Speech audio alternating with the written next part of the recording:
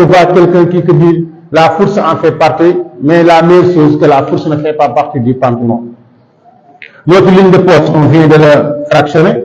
On a 23 qui était notre hauteur bassin. On l'a divisé par 3 pour trouver 7,5. Maintenant, qu'est-ce qu'il nous reste? Notre fourche devant et derrière. Comment calculer une fourche?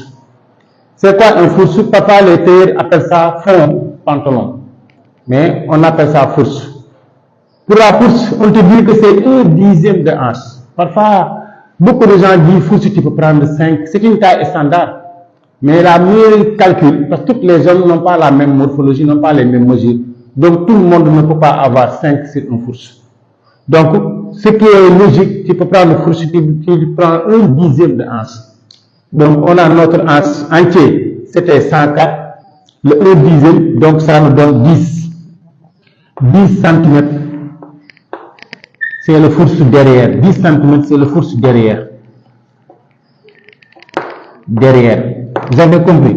Donc, pour le fourche devant, on prend notre fourche derrière, on le divise par 2. Dans ce cas, fourche devant, tu te retrouves avec 5 cm et 10 cm derrière.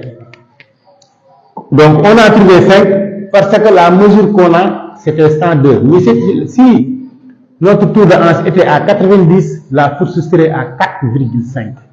Si notre hanche était à 80, la fourche serait à 4. Donc, évitez toujours de faire des fourches à 5 pour toutes les pantalons. Ok.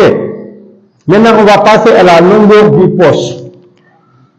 Longueur poche, parfois, on n'a pas besoin d'une poche trop profonde. Donc, une poche, ça se calcule.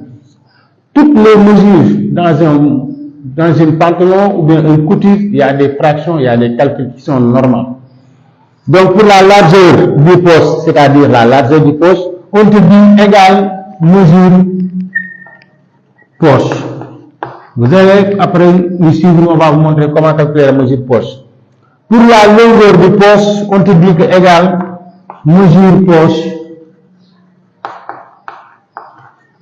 multiplié par 2 moins 2. Donc, c'est ça la longueur du poche. Maintenant, qu'est-ce qu'il nous reste? On te dit mesure de poche.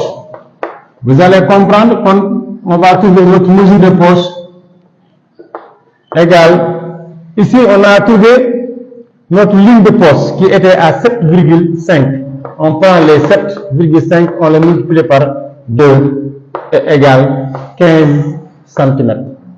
Donc voici notre mesure de poche qui est de 15 cm.